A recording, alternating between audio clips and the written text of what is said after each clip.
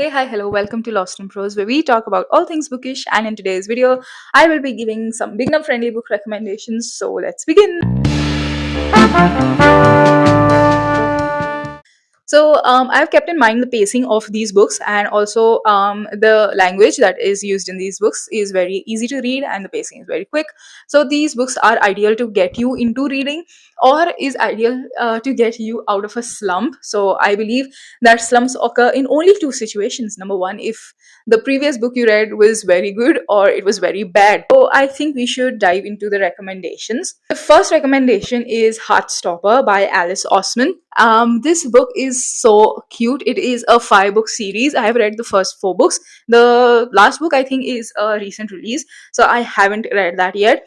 And it is a graphic novel actually, which makes it extremely simple to fly by.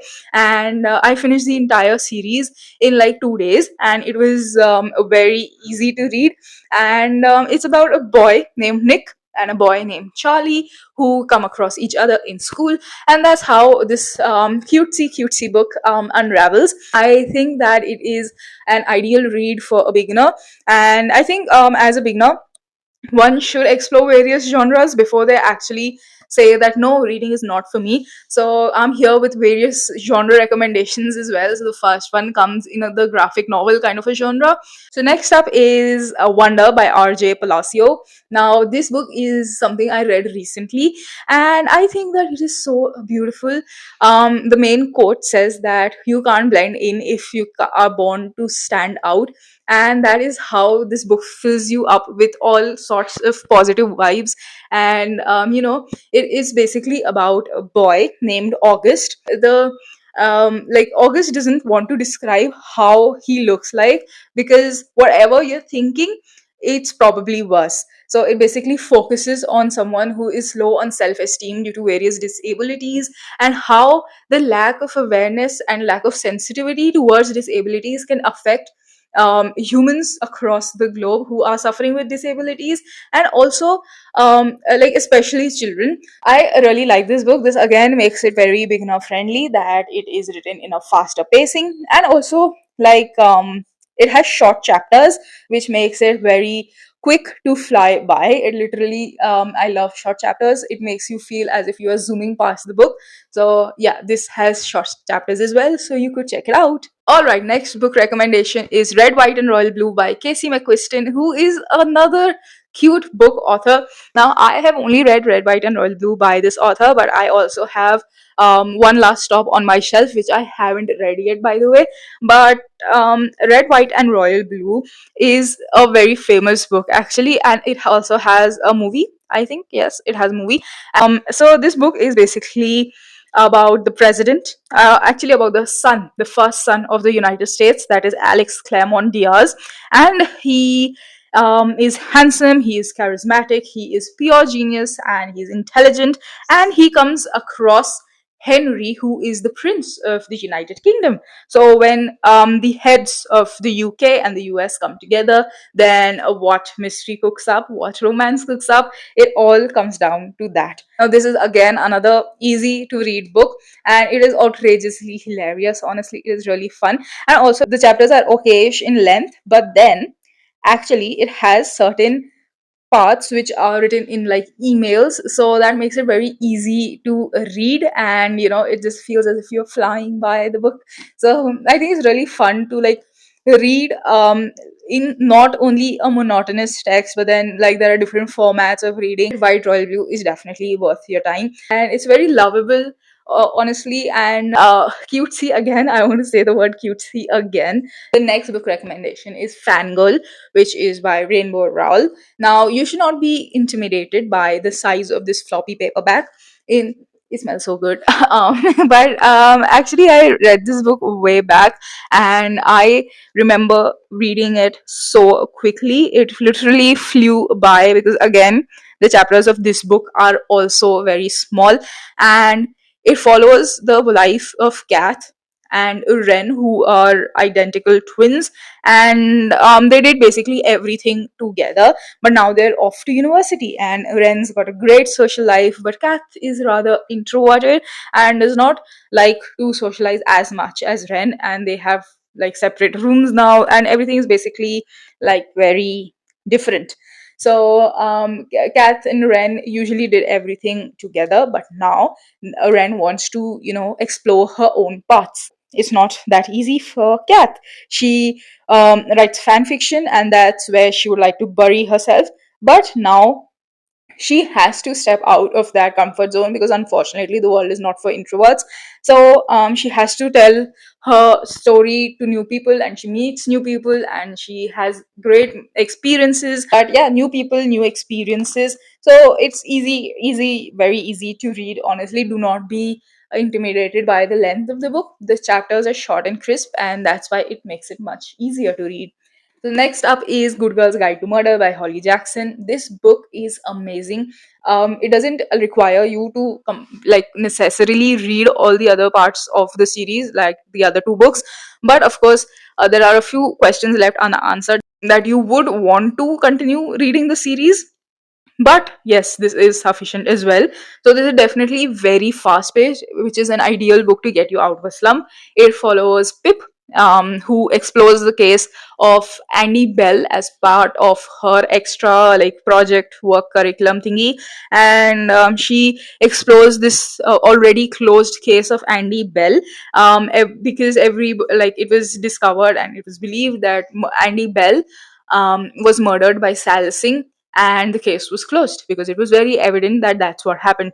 But then, as Pip takes up this case again as her extracurricular activity, and for extra marks and stuff, she knows that this town is definitely very weird, and stuff starts to unravel. So that is what you get in this book. It's power packed and extremely fast paced. The next book is Percy Jackson and the Lightning Thief, and this book is so beginner friendly and very teenager friendly. Actually, this book is again written in short chapters, and it was the first book that when I finished reading, I knew I wanted more. And this was the first series that I actually read all five books. I read all the five main books of the Percy Jackson series, and I enjoyed it so much. I loved it. I loved it so much. And like, I'm not a series kind of a person, but this definitely had me hooked. It's full of adventure. It has drama. It has prophecies, quests, and stuff like that. So it makes it very interesting to follow. It basically follows Percy Jackson, who is a normal kid who likes playing basketball, going to school, blah blah blah. But then one day he discovers that he is a half blood and he is the son of a Greek god. So that's where it all unravels. And this is the first book where he steals Zeus's lightning bolt, and now he has to fight monsters and stuff like that happens. So it's very interesting to read, and I've read this like very back in time, and I really feel that I should reread the entire series. I really feel like doing that now that I've described it all over again. Next up is The Archer by Paulo Coelho. Now this is more in the self-help, or not self-help actually, but like, where do they yeah, it's fiction. It's not self-help, but it's fiction only. And it's about a man named Tetsuya, who is a man which was once very famous for his gift of archery. And now there's this boy who comes searching for him, and he tries to ask, that particular boy is trying to ask Tetsuya about his secrets of life, about his archery and stuff like that. But it is actually it gives away many life lessons, and it is a great motivator. And I think this book is beautiful. It has beautiful illustrations, and any page you open whenever you feel like anxious, or whenever you feel like you are in the need of some positivity, if you open any random page and start reading it, it definitely makes you feel calm, and it makes you feel that yeah, you are worth it. So I think this is one of the most underrated books by Paulo Coelho. I did not like Alchemist that much, but I really like this. The last book recommendation is one of my favorite books, Better Than the Movies by Lynn Painter. Now, I cannot recommend this book enough. It is all the chick lit movies into one book, and I think you really should read it, especially if you are an avid romance reader. Then this is the book to go to. And I think you would also like it as a beginner, again because of the pacing, and also because it is just very cute. Okay, Liz Buxbaum is basically the main character of this book, along with Wes Bennett. Now Wes Bennett has and Liz have always been friends, and because they are neighbors, that's why they are hence childhood friends. And Wes is kind of the kind of the friend who destroyed her Barbie dream house and also decapitated gnome. And so yeah, after that, when you fast forward in the timeline, they are finally in their high school senior year, and Liz comes across another neighbor, that is Michael, and she needs Wes's help to get to him because because Liz actually loves Michael. So yeah, that is all that has been given behind in the description. So, but you're still in for a treat because this book is so cute, and some things change and some things don't change. So I think you really should read it. It is very, where when Harry met Sally, 10 things I hate about you, and everything, you know combined into this book. And I can't wait for its sequel, which will release, I think, around in October. So yeah, these are all my book recommendations. I hope you like these books and something gets you, resonates with you, and you may actually start reading. I'd be so glad if you would start reading just because of a book that I suggested. I'd probably cry. I hope you enjoyed the video. Do consider liking, sharing, commenting, and subscribing. And also, you can check out my other socials down in the description below. Bye bye.